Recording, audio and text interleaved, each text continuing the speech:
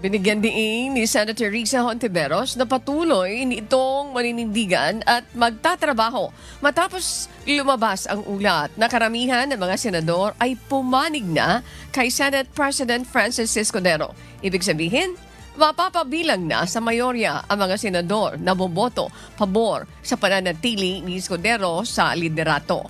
Gayunpaman, itinanggi nito na siya ay nagdamdam sa napipintong paglipat ni na Senators Francis Kiko Pangilinan at Paolo Benigno Bam Aquino matapos niya ikampanya ang mga ito noong eleksyon.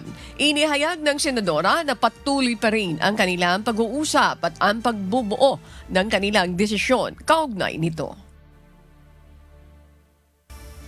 Hindi ko mamasamain dahil bawat isa sa amin gumagawa talaga ng desisyon sa bawat bagong kongreso ng Senado. And bawat isa sa amin responsable at accountable din naman sa aming mga desisyon. Ganoon.